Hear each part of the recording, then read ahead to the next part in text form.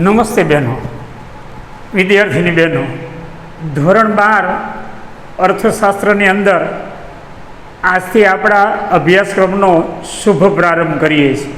આમ તો એકાદ મહિના પહેલાં આપણા 12મા કોમર્સનો જે અભ્યાસક્રમ છે, સામાન્ય પ્રવાહનો જે અભ્યાસક્રમ છે, એ આપણે શરૂ કરી નાખેલો છે. પણ વચ્ચે એકાદ મહિનાનો સમયગાળો પસાર થઈ ગયો, એટલે શક્ય છે કે બહેનો કદાચ આ જે અભ્યાસક્રમ છે ભૂલી ગયા હોય, એટલે પહેલેથી જ હું પહેલું ચેપ્ટર હું ચાલુ કરું છું. તો 12 કોમર્સમાં અર્થશાસ્ત્રની અંદર પહેલું જે ચેપ્ટર છે અર્થશાસ્ત્રમાં આલેખ. અર્થશાસ્ત્રની અંદર જે આલેખ છે એ આલેખનું શું મહત્ત્વ છે અને આકૃતિનું શું મહત્ત્વ છે એ આ ચેપ્ટરની અંદર બહેનો તમારે અભ્યાસ કરવાનો છે. તો ઉચ્ચતર માધ્યમિક શિક્ષણ બોર્ડના નિયમ મુજબ પ્રસ્તુત 12 કોમર્સનું અર્થશાસ્ત્રનું પહેલું જે ચેપ્ટર છે એ પ્રથમ ચેપ્ટરની અંદર જે ગુણભાર છે, વિષય વસ્તુનો જે ગુણભાર છે, એ ગુણભાર પ્રમાણે પહેલા ચેપ્ટરની અંદર 8 માર્કનું પૂછાય છે, જે મેં બોર્ડ ઉપર દર્શાવેલું છે. તો અર્થશાસ્ત્રમાં જે આકૃતિ છે અને જે આલેખ છે એ શું છે? તો સૌથી પહેલી બાબત એ છે કે આકૃતિ આપણે કોને કહેશું? આકૃતિ આપણે કોને કહેશું? તો અર્થશાસ્ત્રની પરિભાષામાં આકૃતિ એટલે અવલોકિત જે માહિતી છે એ અવલોકિત માહિતીનું ચિત્ર દ્વારા જે પ્રતિપાદિત છે અથવા તો જે પ્રતિનિધિત્વ છે, એ પ્રતિનિધિત્વને આપણે શું કહીએ? આકૃતિ તરીકે આપણે એને ઓળખીએ છીએ. ફરીથી સમજજો કે આકૃતિ આપણે કોને કહીશું? કે અવલોકિત માહિતીનું ચિત્ર દ્વારા જે પ્રતિનિધિત્વ છે, ચિત્ર દ્વારા એનું પ્રતિનિધિત્વ કરવામાં આવે અને સમાજના જે લોકો છે એ લોકો એનાથી શું છે? માહિતગાર થતા જોવા મળે છે. તો પ્રસ્તુત આ જે ચેપ્ટર છે એ ચેપ્ટરની અંદર અર્થશાસ્ત્રમાં જે આલેખ છે એમાં સૌથી પહેલાં ઇન્ટ્રોડક્શનની અંદર આપણે પ્રસ્તાવના આપણે લઈએ તો સૌથી પહેલી બાબત એ છે કે અર્થશાસ્ત્રમાં વાસ્તવિક જે જીવન છે એ વાસ્તવિક જીવનમાં બનતી વિવિધ આર્થિક ઘટનાઓની સમજૂતી અપાય છે. બહુ સમજવા જેવી બાબત છે કે ઇકોનોમિક્સ એક એવો સબ્જેક્ટ છે, વિષય છે કે અર્થશાસ્ત્રમાં જે વાસ્તવિક જે જીવન છે એ વાસ્તવિક જીવનની અંદર જે કોઈ ઘટનાઓ બને છે એ બનતી વિવિધ ઘટનાઓની સમજૂતી અપાય છે. હવે એકલી સમજૂતી આપવામાં આવતી નથી, સમજૂતીની સાથે સાથે એનું વિશ્લેષણ પણ કરવામાં આવે છે. બહુ સમજવા જેવી બાબત છે કે અર્થશાસ્ત્ર જે છે એમાં કોઈ પણ જે ઘટનાઓ છે, કોઈ પણ ઘટના એટલે એક્ઝામ્પલ તરીકે હું આપને કહું કે માની લો કે દેશની અંદર શિક્ષણનું પ્રમાણ કેટલું છે, શહેરી વસ્તીનું પ્રમાણ કેટલું છે, ગ્રામીણ વસ્તીનું પ્રમાણ કેટલું છે, નિરક્ષરતાનું પ્રમાણ કેટલું છે, ગરીબીનું પ્રમાણ કેટલું છે, બેરોજગારીનું પ્રમાણ કેટલું છે, આ તમામે તમામ જે બાબતો છે એ બાબતોનો અર્થશાસ્ત્રમાં વાસ્તવિક જીવનની અંદર જે વિવિધ ઘટનાઓ બને છે એ ઘટનાની સમજૂતી અપાય છે. હવે સમજૂતી આપ્યા પછી એનું વિશ્લેષણ કરવામાં આવે છે. સમજૂતી આપ્યા એટલે માહિતી આપી દેવામાં આવે કે ભાઈ દેશની અંદર બેરોજગારીનું પ્રમાણ આ 25.7% છે. એક્ઝામ્પલ તરીકે દેશની અંદર બેરોજગારીનું પ્રમાણ 25.7% છે. એ માહિતી આપી દેવામાં આવી, સમજૂતી આપી દેવામાં આવી. પછી એ 25.7% બેરોજગારીનું જે પ્રમાણ છે એ શું કામ છે, શા કારણે છે, એનું વિશ્લેષણ કરવામાં આવે છે. તો અર્થશાસ્ત્રની અંદર જે કોઈ માહિતી છે, જે કોઈ વિશ્લેષણ છે એ રાજ્ય, પછી બેન્કો, આંતરરાષ્ટ્રીય સંસ્થાઓએ આપેલી માહિતી અને આંકડાઓનું ખાસ વિશ્લેષણ થતું હોય છે. હવે અર્થશાસ્ત્રની અંદર જે કોઈ ઘટના બને એ ઘટના રાજ્યની અંદર પણ બનતી હોય, બેન્કોમાં પણ એ બનતી હોય, આંતરરાષ્ટ્રીય જે કોઈ સંસ્થા હોય, આંતરરાષ્ટ્રીય જે દેશો છે, દેશ વચ્ચે જે કોઈ ઘટના બનતી હોય, જે કોઈ માહિતી હોય, એ માહિતી અને આંકડાનું વિશ્લેષણ કરવામાં આવે છે. જ્યારે નિષ્ણાંતો દ્વારા ઘટના અને તેમના જે વિશ્લેષણો છે એ વિશ્લેષણોની ચર્ચા વિચારણા થાય છે. જે કોઈ વિશ્લેષણ થાય છે એ વિશ્લેષણ થયા પછી દેશના જે તજજ્ઞ જે વ્યક્તિઓ છે, નિષ્ણાત જે વ્યક્તિઓ છે, એ નિષ્ણાત વ્યક્તિઓ દ્વારા જે કોઈ ઘટના છે, જે કોઈ બાબતો છે, એ બાબતોની ચર્ચા થાય છે. ત્યારે સામાન્ય વ્યક્તિને રસ પડતો નથી. બહુ સમજવા જેવી બાબત છે કે વિદ્વાન વ્યક્તિઓ જે કોઈ બાબતની ચર્ચા વિચારણા કરે છે, મેં હમણાં જ કહ્યું એ પ્રમાણે કે પછી રાજ્યની ચર્ચા હોય, બેંકની ચર્ચા હોય કે આંતરરાષ્ટ્રીય સંસ્થાની ચર્ચા હોય. હવે આ ચર્ચામાં વિદ્વાન વ્યક્તિઓ જ્યારે ચર્ચા વિચારણા કરે છે, પરિસંવાદ કરે છે, ત્યારે દેશની સામાન્ય જે વ્યક્તિઓ છે એ દેશની સામાન્ય વ્યક્તિને એમાં અભિરુચિ પડતી નથી. અભિરુચિ પડતી નથી એટલે દેશની સામાન્ય જે પ્રજા છે, સામાન્ય જે વર્ગના જે લોકો છે એને રસ પડતો નથી. પરંતુ જ્યારે આવી ઘટનાઓ વિશે મુખ્ય બાબતો અને પ્રજાને સમજવા માટે અર્થશાસ્ત્રના ફેરફારો ચિત્ર દ્વારા વ્યક્ત કરવામાં આવે છે. હવે સમાજનો જે બધો જ જે વર્ગ છે, એ સમાજનો બધો જ વર્ગ સાક્ષર નથી, ભણેલ ગણેલ નથી. એટલે અમુક જે વર્ગ છે, અમુક વર્ગ એટલે બહેનો કે જે નિરક્ષર જે વર્ગ છે, એ નિરક્ષર વર્ગને ચર્ચા વિચારણામાં કે વિશ્લેષણમાં કે કોઈ ઘટનાઓ છે એમાં કોઈ અભિરુચિ હોતી નથી. પણ સામાન્ય જે વ્યક્તિ છે, દેશની સામાન્યમાં સામાન્ય જે વ્યક્તિ છે, એ સામાન્ય વ્યક્તિને એ સમજવા માટે ચિત્ર દ્વારા એ પ્રતિનિધિત્વ કરવામાં આવે છે. ચિત્ર દ્વારા પ્રતિનિધિત્વ કરવામાં આવે છે. જેમ કે એક સામાન્ય એક ઉદાહરણ આપું કે માની લો કે પાણી બચાવો, પાણી બચાવો એના વિશે ચર્ચા વિચારણા કરવામાં આવે, એના વિશે પરિસંવાદ કરવામાં આવે, તો સામાન્ય જે વર્ગ છે, સમાજનો જે મોટા ભાગનો નિરક્ષર જે વર્ગ છે, એને આમાં અભિરુચિ પડશે નહીં, રસ પડશે નહીં. પણ જો ચિત્ર દ્વારા એને પ્રતિપાદિત કરવામાં આવે અથવા તો પ્રતિનિધિત્વ કરવામાં આવે અથવા તો એ સાબિત કરવામાં આવે કે ભાઈ એક નળ છે, એમાં પાણીની ડોલ ભરાઈ ગઈ છે, પાણી છલકાઈને બહાર જાય છે, એ જો ચિત્ર દ્વારા સામાન્ય વ્યક્તિ જોશે તો એના મનની અંદર અભિવ્યક્તિ થશે કે ભાઈ પાણીને આપણે બચાવવું છે. જો પાણીને આપણે બચાવશું તો પાણી આપણને બચાવશે. તો કહેવાનો તાત્પર્ય છે કે અર્થતંત્રના ફેરફારો ચિત્ર દ્વારા વ્યક્ત થાય તો સામાન્ય પ્રજાનું ધ્યાન દોરાય છે.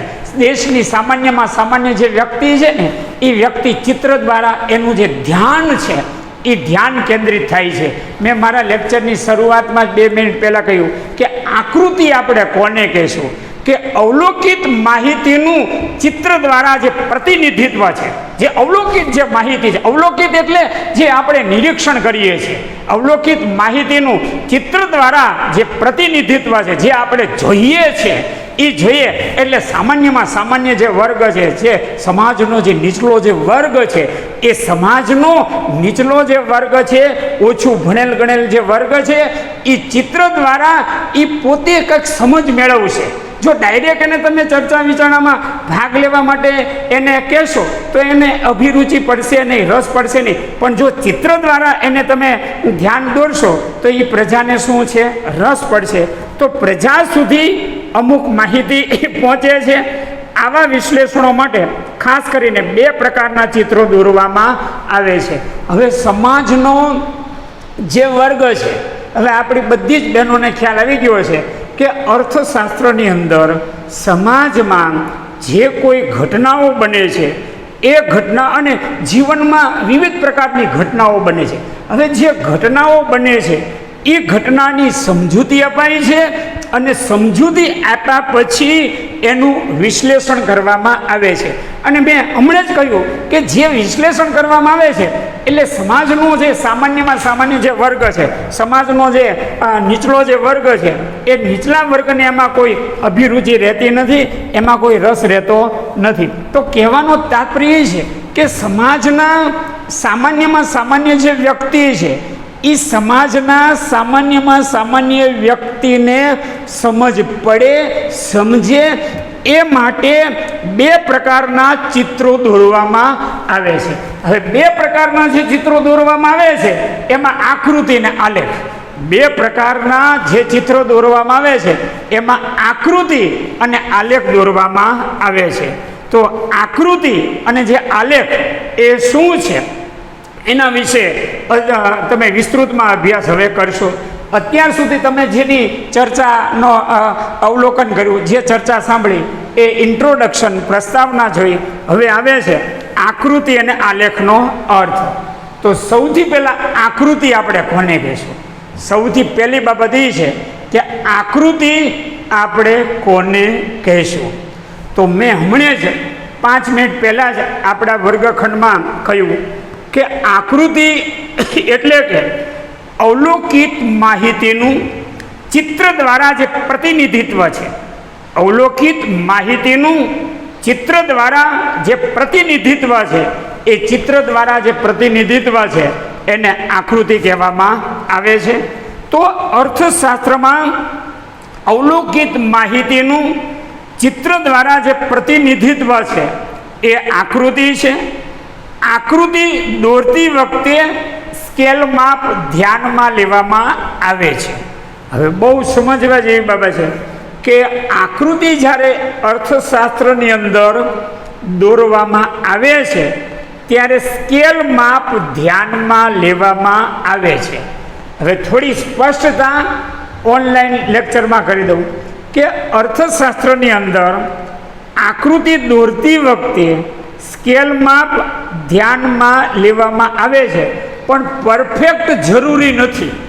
પરફેક્ટ જરૂરી નથી. કેમ જરૂરી નથી? માની લો કે હું અહીં આકૃતિ દોરતો હોઉં, માની લો કે હું અહીં બોર્ડ ઉપર આકૃતિ દોરતો હોઉં અને દોરી છે તો એમાં માની લો કે 1 સેન્ટીમીટર હોય તો તમે સ્કેલની અંદર જોયું છે 1 સેન્ટીમીટરનો જે લીટો છે હાવ બોલો હોય, પછી હું અહીંયા માર્કરથી લીટો કરું તો 2 સેન્ટીમીટર જેટલો થઈ જાય. એટલે કહેવાય ખરું કે આકૃતિ દોરતી વખતે સ્કેલમાં ધ્યાનમાં લેવામાં આવે છે, પણ પરફેક્ટ જરૂરી નથી. તો અવલોકિત માહિતીનું ચિત્ર દ્વારા જે પ્રતિનિધિત્વ છે એ આકૃતિ છે. આકૃતિ દોરતી વખતે સ્કેલમાં ધ્યાનમાં લેવામાં આવે છે, પરંતુ આકૃતિને દોરવા માટે આંકડાશાસ્ત્રનું જ્ઞાન જરૂરી હોતું નથી.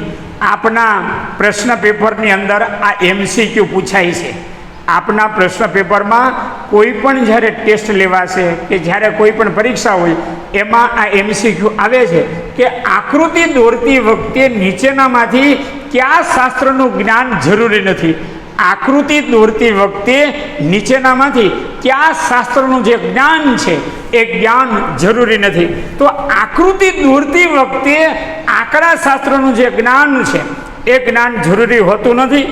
આંકડાશાસ્ત્રની દ્રષ્ટિએ જ્યારે માહિતીની આવૃત્તિ અસતત હોય ત્યારે આકૃતિનો શું છે ઉપયોગ કરવામાં આવે છે. હવે આ જે બાબત છે એ બહુ સ્પષ્ટ સમજવા જેવી છે કે આંકડાશાસ્ત્રની દ્રષ્ટિએ જ્યારે માહિતીની આવૃત્તિ અસતત હોય, અસતત હોય એટલે એમાં કોઈ નિશ્ચિતતા હોતી નથી, ક્યારેક વધારો ક્યારેક ઘટાડો, બરાબર? એટલે કે જેને આપણે અર્થશાસ્ત્રની પરિભાષામાં કેવું હોય ને તેજી મંદી. કદાચ તમે 11મા ધોરણની અંદર ઇકોનોમિક્સના લેક્ચરમાં મારા મોઢે આવો શબ્દ સાંભળ્યો છે, તેજી અને મંદી.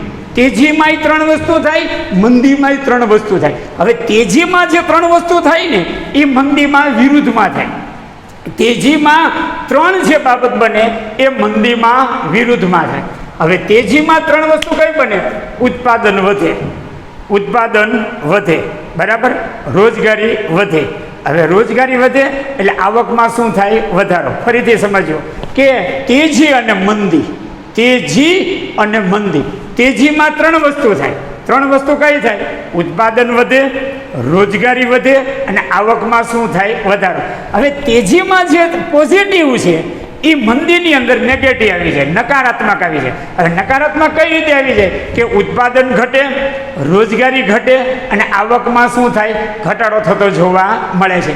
તો કહેવાનો તાત્પર્ય એ છે, કહેવાનો અર્થ એ છે કે આકૃતિ દોરતી વખતે સ્કેલમાં ધ્યાનમાં લેવામાં આવે છે, પણ પરફેક્ટ આમાં જરૂરી છે નહીં. એટલે આકૃતિ દોરતી વખતે આંકડાશાસ્ત્રનું જ્ઞાન જરૂરી હોતું નથી, પરંતુ આંકડાશાસ્ત્રની દ્રષ્ટિએ જ્યારે માહિતીની આવૃત્તિ અસતત હોય, માહિતીની આવૃત્તિ અસતત હોય એટલે ક્યારેક વધે ક્યારેક ઘટે એનું કોઈ નિશ્ચિતતા હોય નહીં. જે મેં આપણી બહેનોને હમણે તેજી મંદીનું ઉદાહરણ આપ્યું કે તેજીની અંદર ઉત્પાદન વધે, રોજગારી વધે અને આવકમાં શું થાય? વધારો. મંદીમાં એનાથી વિરુદ્ધમાં કે ઉત્પાદન ઘટે, મંદીની વાત છે કે ઉત્પાદન ઘટે, રોજગારી ઘટે અને આવકમાં શું થાય? ઘટાડો થાય. તો આંકડાશાસ્ત્રની દ્રષ્ટિએ જ્યારે માહિતીની આવૃત્તિ અસતત હોય ત્યારે આકૃતિનો એ ઉપયોગ કરવામાં આવે છે. બીજા શબ્દમાં આપણે કહીએ કે આકૃતિ સ્વયં સ્પષ્ટ માહિતી માટે દોરવામાં આવે છે. આકૃતિ છે ને એ સ્વયં સ્પષ્ટ માહિતી છે. એ માહિતી માટે શું છે? એને સ્વયં સ્પષ્ટ માહિતી માટે દોરવામાં આવે છે.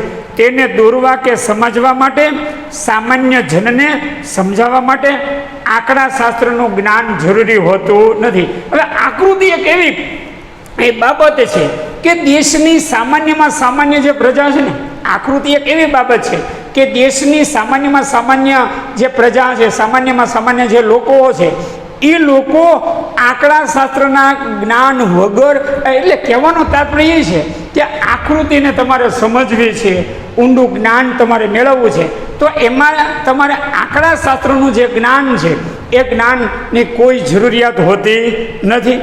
આકૃતિનો ઉપયોગ ક્યાં કરવામાં આવે છે? હવે બહુ સમજવા જેવી બાબત છે. પરીક્ષાની અંદર 1 માર્કનો પ્રશ્ન પૂછાય છે. આપના પ્રશ્ન પેપરમાં 1 માર્કનો પ્રશ્ન પૂછાય છે કે આકૃતિનો ઉપયોગ ક્યાં થાય છે? આપના પ્રશ્ન પેપરની અંદર 1 ગુણનો પ્રશ્ન પૂછાય છે કે આકૃતિનો ઉપયોગ ક્યાં થાય છે? તો આકૃતિનો જે ઉપયોગ છે એ 3 જગ્યાએ થાય છે. આકૃતિનો ઉપયોગ કેટલી જગ્યાએ થાય છે? 3 જગ્યાએ. પહેલી કઈ બાબત? કે પેલી કે વિજ્ઞાપન જે કંપનીઓ છે એ આકર્ષણ ઊભું કરે કે આપણા દેશની અંદર જેટલી કંપનીઓ છે, પછી LG હોય કે વિડીયોકોન હોય કે અકાઈ હોય કે ઓનિડા હોય, આ તમામ જે કંપનીઓ છે એ તમામે તમામ જે કંપનીઓ છે એ વિજ્ઞાપન જે કંપનીઓ છે એ વિજ્ઞાપન કંપનીઓ આકર્ષણ ઊભું કરવા માટે જે આકૃતિ છે એ આકૃતિનો શું કરે છે? ઉપયોગ કરે છે. તો કહેવાનો તાત્પર્ય છે કે દેશના અર્થતંત્રની અંદર વિજ્ઞાપન જે પત્ર છે, એટલે કે ખાસ કરીને આકૃતિનો જે ઉપયોગ છે, વિજ્ઞાપન જે કંપનીઓ છે, દેશની અંદર જેટલી કંપનીઓ છે એ કંપનીઓ પોતે પોતાના કાર્યક્ષેત્રની અંદર જે ચીજ વસ્તુનું ઉત્પાદન કરે છે એ પ્રત્યેક ચીજ વસ્તુને સામાન્યમાં સામાન્ય જે વર્ગ છે એ વર્ગ સુધી પહોંચે એ માટે વિજ્ઞાપન જે કંપનીઓ છે એક પ્રકારનું જે આકર્ષણ છે એ આકર્ષણ શું છે? ઊભું કરતું જોવા મળે છે. આ પહેલી બાબત છે. બીજી બાબત એ છે કે રાજ્ય અને કેન્દ્રની માહિતી આપવા માટે, કે રાજ્ય છે કે કેન્દ્ર છે એને માહિતી આપવા માટે. હવે રાજ્ય અને કેન્દ્રને માહિતી આપવા માટે હવે આપણી બહેનોને બીજી બાબતમાં એમ થશે કે મેં સર કે આકૃતિનો જે ઉપયોગ છે કેટલી જગ્યાએ થાય? બહેનો 3 જગ્યાએ. પહેલી બાબત કઈ? કે વિજ્ઞાપન જે કંપનીઓ છે એ વિજ્ઞાપન કંપનીઓ આકર્ષણ ઊભું કરે. પોતાની જે વસ્તુનું વેચાણ કરવા માટે સમાજનો નાનામાં નાનો જે વર્ગ છે એ સમાજના નાના વર્ગ સુધી માહિતી પહોંચે એ માટે વિજ્ઞાપન કંપનીઓ એક આકર્ષણ ઊભું કરે છે. આ પહેલી બાબત. બીજી બાબત કે રાજ્ય અને કેન્દ્ર માહિતી આપવા માટે. હવે દેશના જે રાજ્યો છે, કેન્દ્ર શાસિત જે પ્રદેશો છે, હવે એ માહિતી આપવા માટે તો બહેનોને પ્રશ્ન એ થાય કે મહેતા સર કઈ માહિતી આપવા માટે? તો માહિતી એટલે કે રાજ્યની અંદર ગરીબીનું પ્રમાણ કેટલા ટકા છે, બેરોજગારીનું પ્રમાણ કેટલા ટકા છે, વસ્તીમાં વધારો કેટલા ટકા છે, સ્ત્રીઓમાં શિક્ષણનું પ્રમાણ કેટલા ટકા છે, પુરુષોમાં શિક્ષણનું પ્રમાણ કેટલા ટકા છે, ગ્રામીણ વસ્તીનું પ્રમાણ કેટલા ટકા છે, શહેરી વસ્તીનું પ્રમાણ કેટલા ટકા છે, તો ગરીબી રેખા નીચે કેટલા લોકો જીવે છે, આ તમામ જે માહિતી છે, પછી કેન્દ્ર હોય કે રાજ્ય હોય એને માહિતી આપવા માટે આ પ્રકારની જે બાબત છે એ બાબતનો શું છે ઉપયોગ થતો જોવા મળે છે. આ સેકન્ડ બાબત છે. ત્રીજી બાબત એ છે કે સામાજિક સંસ્થાઓમાં જાગૃતિ ફેલાવવા માટે કે સમાજની જે સેવાભાવી જે સંસ્થાઓ છે, બહુ સમજવા જેવી બાબત છે કે સમાજની અંદર કે સેવાભાવી જે સંસ્થાઓ છે કે સમાજની અંદર કલ્યાણના લોક સેવાના કાર્ય કરતી હોય, સેવાકીય પ્રવૃત્તિ કરતી હોય, તો આ જે સામાજિક જે સંસ્થાઓ છે એ સામાજિક સંસ્થાઓમાં જાગૃતિ ફેલાવવા માટેનું આખું જે કાર્ય છે એ કાર્ય આકૃતિ કરે છે. આપના પ્રશ્ન પેપરની અંદર એક ગુણનો બી વિભાગની અંદર પેપર સ્ટાઇલ પ્રમાણે સેક્શન બી ની અંદર 1 માર્કનો પ્રશ્ન પૂછાય કે આકૃતિનો ઉપયોગ ક્યાં કરવામાં આવે છે? આકૃતિનો ઉપયોગ 3 જગ્યાએ કરવામાં આવે છે. ફરીથી 10 સેકન્ડની અંદર કે વિજ્ઞાપન કંપનીઓમાં આકર્ષણ ઊભું કરવા માટે, રાજ્ય અને કેન્દ્રની જે માહિતી છે એ રાજ્ય અને કેન્દ્રની માહિતી આપવા માટે, નંબર 3 કે સામાજિક જે સંસ્થાઓ છે એ સામાજિક સંસ્થાઓમાં જાગૃતિ છે એ જાગૃતિ ફેલાવવા માટે આકૃતિનો ઉપયોગ કરવામાં આવે છે. તો બહેનો, આકૃતિ એટલે શું? હવે આપણી બહેનોને બહુ સ્પષ્ટ ખ્યાલ આવી ગયો કે અવલોકિત માહિતીનું ચિત્ર દ્વારા જે પ્રતિનિધિત્વ છે, જે માહિતી છે એને અવલોકિત કરેલી છે, નિરીક્ષણ કરેલું છે. વાહ, બરાબર છે કે રોડ ઉપર કોઈ પણ વ્યક્તિ ચાલતો જતો હોય અને કોઈ બેનર મારેલું હોય અને એના ઉપરથી વ્યક્તિ એ સ્પષ્ટ કરી લે કે એના ઉપરથી ચિત્ર દ્વારા છે એ પોતે જે કોઈ માહિતી છે એ માહિતીને શું છે અનુસરતો જોવા મળે છે. તો આકૃતિ એટલે શું? તો હવે આપણી બહેનોને ખ્યાલ આવી ગયો કે અવલોકિત માહિતીનું ચિત્ર દ્વારા જે પ્રતિનિધિત્વ છે એને આપણે આકૃતિ કહીએ છીએ. આકૃતિને દોરવા માટે સ્કેલ માપ ધ્યાનમાં લેવામાં આવે છે. અર્થશાસ્ત્રના જ્ઞાનની એટલે કે ખાસ કરીને તમે જુઓ કે અર્થશાસ્ત્રની અંદર આકૃતિ જે છે એને સમજવા માટે આંકડાશાસ્ત્રનું જ્ઞાન જરૂરી નથી, પરંતુ આંકડાશાસ્ત્રની દ્રષ્ટિએ જ્યારે માહિતીની આવૃત્તિ અસતત હોય ત્યારે આકૃતિનો ઉપયોગ કરવામાં આવે છે. હવે દાખલા તરીકે માની લો કે જનરલ કોઈ પરિસંવાદ હોય, ચર્ચા વિચારણા હોય, એમાં આવો પ્રશ્ન નીકળે કે ભાઈ આકૃતિનો ઉપયોગ ક્યારે કરવામાં આવે છે? આકૃતિનો ઉપયોગ ક્યારે કરવામાં આવે છે? તો આપણા દરેક બહેનો કહેવું જોઈએ કે આંકડાશાસ્ત્રની દ્રષ્ટિએ માહિતીની આવૃત્તિ જ્યારે અસતત હોય, માહિતીની આવૃત્તિ જ્યારે અસતત હોય એટલે ક્યારેક માહિતી જે છે એ વધારે હોય, ક્યારેક માહિતી ઓછી હોય, ક્યારેક માહિતી જે સ્થિર હોય, ન વધી હોય ન ઘટી હોય, ત્યારે આકૃતિનો ઉપયોગ એ કરવામાં આવે છે. અને ખાસ કરીને તમે જુઓ કે આકૃતિને સમજવા માટે સમાજનો નાનામાં નાનો જે વર્ગ છે એ નાનામાં નાના વર્ગને એ આકૃતિને સમજવા માટે આંકડાશાસ્ત્રનું જ્ઞાન છે એ જ્ઞાન જરૂરી હોતું નથી. તો અર્થશાસ્ત્રમાં જે આલેખ છે એ આલેખનું પહેલું જે ચેપ્ટર છે એમાં આકૃતિ અને આલેખનો જે અર્થ છે એમાં સૌથી પહેલાં આપણે શું જોયું? આકૃતિ એટલે શું? ફરીથી એકવાર છેલ્લી 5 સેકન્ડ બોલી જાઓ કે અવલોકિત માહિતીનું ચિત્ર દ્વારા જે પ્રતિનિધિત્વ છે એને આપણે શું કહીએ? આકૃતિ તરીકે આપણે એને ઓળખીએ છીએ. આ જોયું આપણે આકૃતિ. પછી આપણે એ પણ જોઈ ગયા કે આકૃતિનો ઉપયોગ ક્યાં થાય છે? આકૃતિનો ઉપયોગ 3 જગ્યાએ થાય. વિજ્ઞાપન કંપનીઓમાં આકર્ષણ ઊભું કરવા માટે, કેન્દ્ર અને રાજ્યની માહિતી આપવા માટે, અને સામાજિક જે સંસ્થાઓ છે એ સામાજિક સંસ્થાઓમાં જાગૃતિ ફેલાવવા માટે આ આકૃતિનો ઉપયોગ કરવામાં આવે છે. આ બાબત જોયા પછી હવે આવે છે આલેખ એટલે શું? આલેખ આપણે કોને કહેશું? આલેખ આપણે કોને કહેશું? તો આલેખ પણ અવલોકિત માહિતીનું ચિત્ર દ્વારા પ્રતિનિધિત્વ કરે છે. આકૃતિમાં બહેનો આપણે જોઈ ગયા કે અવલોકિત માહિતીનું ચિત્ર દ્વારા જે પ્રતિનિધિત્વ છે, અવલોકિત માહિતીનું ચિત્ર દ્વારા જે પ્રતિનિધિત્વ છે એને આપણે આકૃતિ તરીકે આપણે એને ઓળખીએ છીએ. પણ આલેખ પણ અવલોકિત માહિતીનું ચિત્ર દ્વારા શું કરે છે? પ્રતિનિધિત્વ કરે છે. પરંતુ આલેખ માટે વપરાતી માહિતી સ્વયં સ્પષ્ટ હોતી નથી. આલેખ માટે જે કોઈ માહિતી છે એ માહિતી સ્વયં સ્પષ્ટ હોતી નથી. હવે પ્રશ્ન એ થાય કે આલેખને દોરવા માટે વપરાતી જે માહિતી છે એ માહિતી સ્વયં સ્પષ્ટ હોતી નથી. એટલે કે માહિતી છે એ અર્ધદગ્ધ હોય છે. અર્ધદગ્ધ એટલે અનિશ્ચિત હોય છે કે અંદાજિત હોય છે. અને ઇકોનોમિક્સની પરિભાષામાં એક સારો શબ્દ આપણે શોધીએ તો કહી શકે અંદાજિત હોય છે, ધારણા હોય છે, અટકળ હોય છે. જે માગનો નિયમ તમે 11 કોમર્સમાં મારી પાસે અભ્યાસ કરી ગયા, પુરવઠાનો નિયમનો અભ્યાસ તમે કરી ગયા, એમાં અહીંયા ધારણા હોય છે. તો આલેખ પણ અવલોકિત માહિતીનું ચિત્ર દ્વારા શું કરે છે? પ્રતિનિધિત્વ કરે છે. આલેખ માટે વપરાતી માહિતી સ્વયં સ્પષ્ટ હોતી નથી, અંદાજિત હોય છે, ધારણા કરેલી હોય છે. જ્યારે માહિતીને સતત આવૃત્તિમાં દર્શાવી હોય. આલેખ એટલે શું? આલેખ આપણે કોને કહીશું? આલેખ આપણે કોને કહીશું? કે માહિતીને સતત આવૃત્તિમાં દર્શાવી હોય. માહિતીને સતત આવૃત્તિમાં દર્શાવી હોય ત્યારે એને આલેખ કહેવામાં આવે છે. બહેનો ફરીથી સમજો કે આલેખ એટલે શું? કે માહિતીને સતત આવૃત્તિમાં દર્શાવી હોય ત્યારે એને આલેખ કહે છે.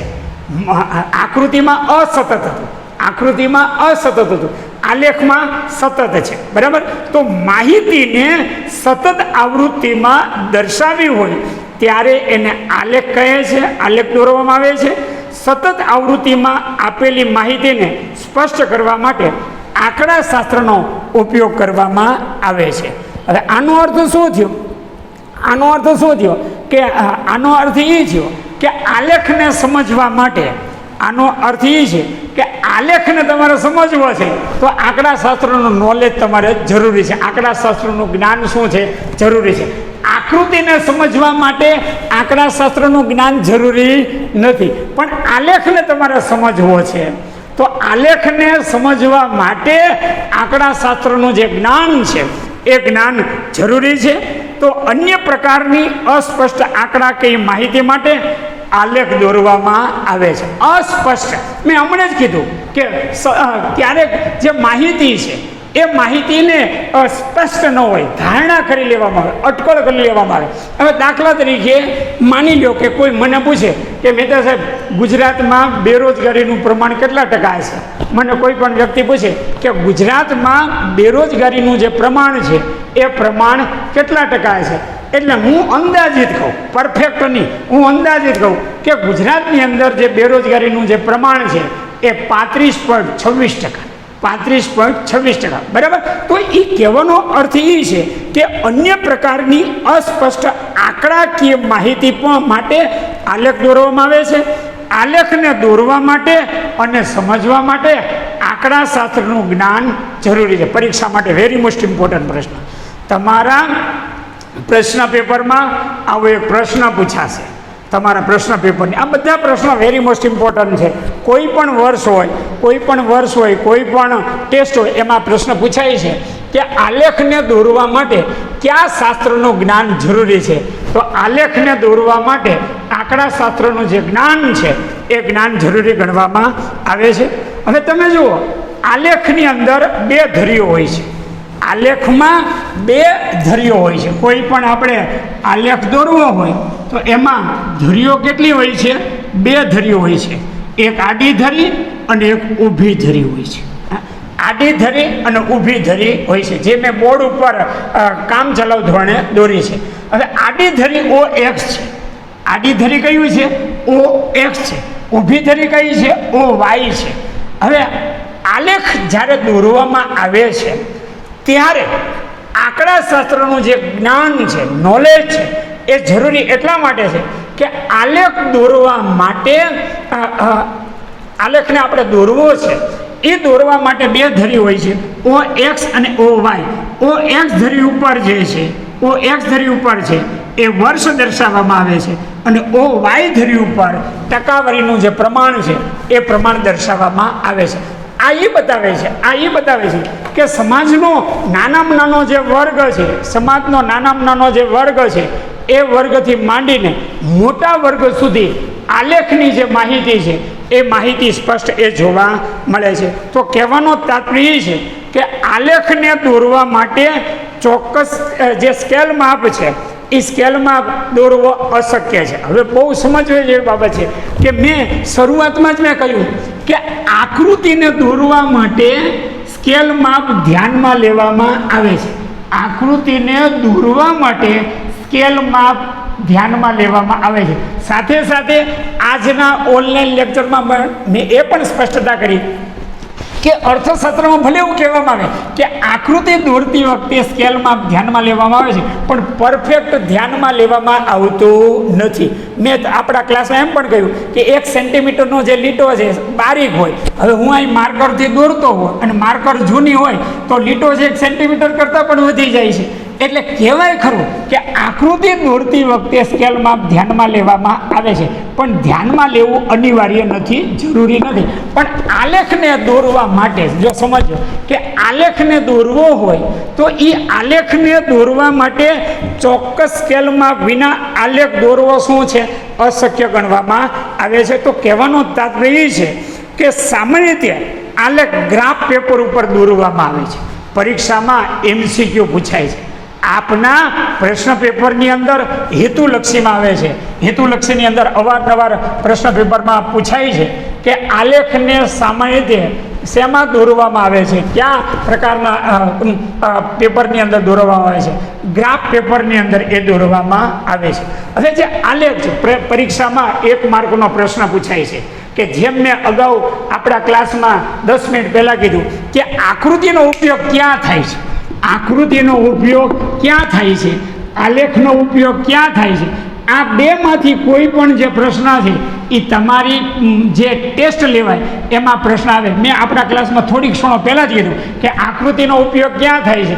આકૃતિનો ઉપયોગ 3 જગ્યાએ થાય. પહેલી બાબત એ કે વિજ્ઞાપન જે કંપનીઓ છે એ વિજ્ઞાપન કંપનીઓ પોતાનું જે આકર્ષણ છે એ આકર્ષણ ઊભું કરવા માટે. સેકન્ડ બાબત એ કે રાજ્ય સરકાર હોય કે કેન્દ્ર સરકાર હોય એ પોતાની જે માહિતી છે એ પોતાની માહિતીને સમાજના લોકો સુધી પહોંચાડવા માટે આકૃતિનો ઉપયોગ કરે છે. નંબર 2.